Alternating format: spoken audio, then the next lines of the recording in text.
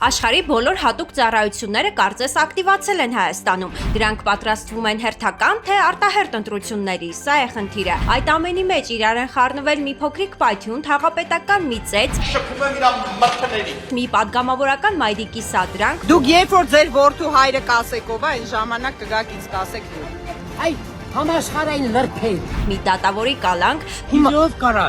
տապալի գեդի, ես եմ սաղկյան բոլորին տապալ եմ։ Փաշինյանական իմպիչմենթի մի վերջին փորձ ու քոչարյանական մի կատաղի վերադարձ։ Ահա եւ այս շաբաթի top 5-ը։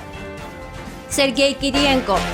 Ողջ շաբաթ հայաստանյան ու ռուսական մամուլը ավետում էր, որ Ռուսաստանում մեր երկրի կուրատոր է նշանակվել Կիրիենկոն։ Երբ 1998-ին Կիրիենկոն դարձավ Ռուսաստանի երկրորդ մարդը, Քոչարյանը դարձավ Հայաստանի առաջին մարդը։ Հիմա Կիրիենկոն դարձել է Պուտինի նայողը Հայաստանում ու կարող է իր վաղեմի բարեկամ Քոչարյանի համար մի նոր պալատական հեղաշրջում կազմակերպել ու Հայաստանը վերադարձնել մայր Ռուսաստանի ջերմ գիրկը։ Ահա այսպիսի ռուսական սեր է ուզում հայ օլիգարխյան։ Այդպիսի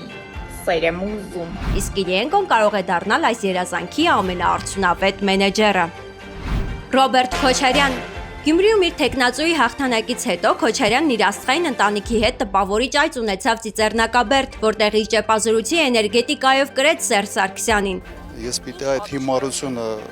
բարձաբանեմ։ Հետո հանդիպեց երիտասարդների հետ եւ նրա ելույթը լայն տարածում գտավ։ Իհարկե ամենից շատը քննարկվեց 44-օրյա պատերազմի համար հայկական կողմին մեղավոր ճանաչելը։ Այս պատերազմը հրահրվեց մեր կողմից, հայերի կողմից, հայկական իշխանության կողմից, այո։ Քոչարյանի անունն այնքան շոշափվեց բոլոր մանր ու մեծ քաղաքական սկանդալների կողքին, որ Քոչարյանը դարձավ մեր հայկական տերմինատորը, ով դարձյալ վերադառնում է։ I'll be back. Սերժ Սարգսյանականներն էլ խանդից փորձեցին կասեցնել նրա վերադարձը եւ Քոչարյանի գրպանը գցեցին Փաշինյանի մեռելածին իմպիչմենթը, որն ի սկզբանե տապալված է։ Սանցալի այսպես ախավ մոտավորապես ասված Վահագն Ալեքսանյան։ Քոչարյանին մեղսագրվող սադրանքներից մեկը կազմակերպվեց Փաշինյանի ծանր հրետանու դեմ։ Քաշի ասեցի։ Ինի չերա խոսում։ Այս անգամ քոչարյանական երիտասարդները գնացին ու հենց Վահագն Ալեքսանյանի տան շրջակայքում կարողացան հունից հանել падգամավորի մորը։ Այդ համաշխարհային լրբեր։ Երևանում։ Ընդհանրապես օլիգարխիկ շրջանակներն ու նրանց հարող հատուկ ծառայությունները կարողանում են ճշգրտորեն ընտրել Փաշինյանի ամենաուժեղ կադրերին եւ երկարատև նուրբ աշխատանքով հոգեբանորեն կամ ֆիզիկապես շարքից հանել նրանց։ Երբեմն այդ աշխատանքին միանում են հենց Փաշինյանի մերձավորները, ովքեր նույնպես ուրախանում են թիմի ներսում ուժեղ մրցակիցների գլուխը ուտելուց։ Այս անգամ սակայն ԿՊԱ-ականները միահամուռ էին ու Ալեքսանյանը մնաց իր դիրքերում, ստանալով միայն հոգեբանական տրավմաներ։ Տիգրան Տեր-Մարգարյան։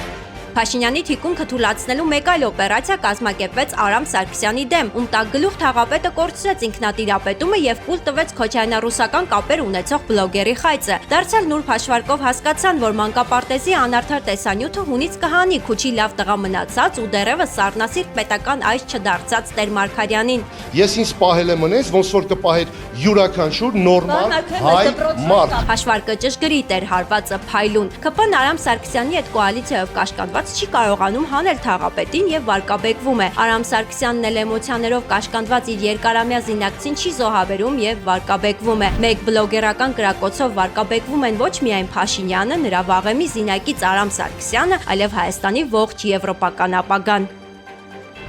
Արթուր Չախոյան։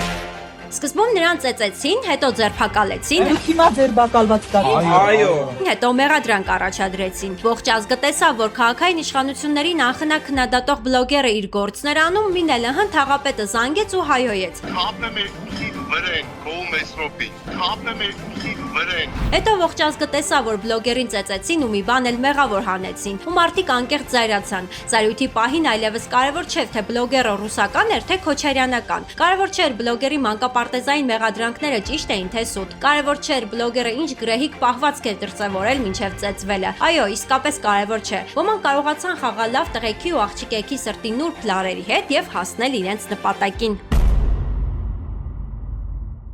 Մայիսի 9-ի վարչապետական այցը Մոսկվա կարող է ավարտել այս բոլոր շոուներն ու հետաքրքիր զարգացումները եւ առնվազն մինչեւ աշուն մեզ զրկել քաղաքական թրիլերների այս վայելքից, բայց կարող է նաեւ ամեն ինչ էլ ավելի աշխույժ ու հետաքրքիր դառնալ։ Շարունակենք միասին հետևել Հայաստանի ամենաքննարկվող թեմաներին։